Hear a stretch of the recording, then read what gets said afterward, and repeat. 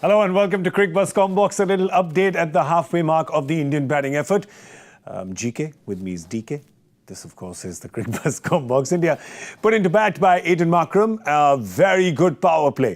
Sanju Samson went in the first over, but then Tilak Varma and Abhishek Sharma, really Sharma and Varma show in the power play, wasn't it, DK?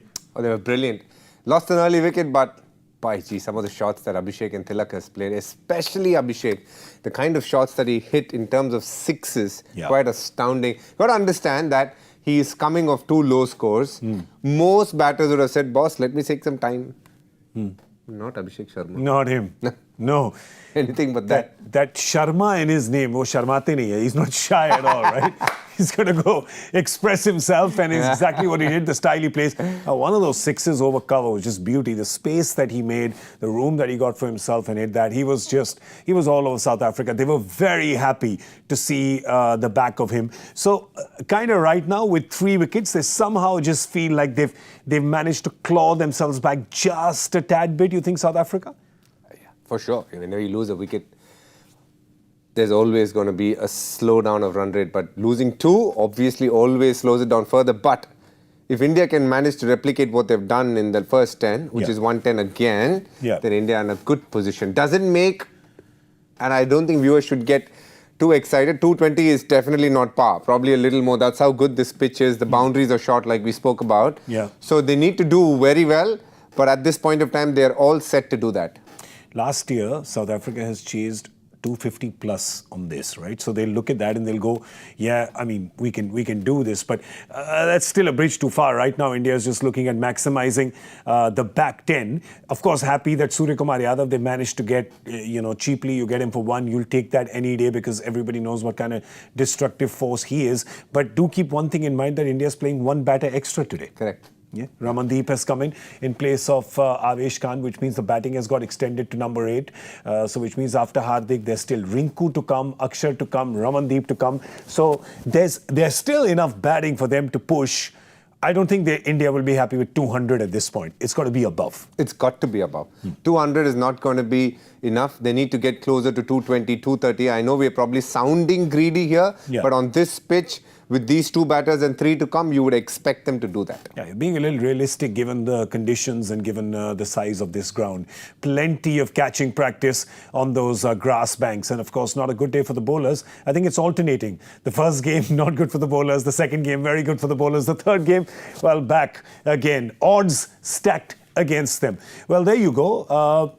I mean, I'll still ask you to choose the pick of them. I think Keshav Maharaj, very interesting over that he bowled. The first ball, Abhishek steps out, hitting for 6 over his head, but then comes back to take Abhishek's wicket. Correct. I think he's a very clever bowler. Even though it was a left-hander, he knew it was the kind of over which could be all or bust, and it was well set up, knowing that an Abhishek Sharma will go for it. But I really think the best bowler so far has been Lutamlu Sipamla.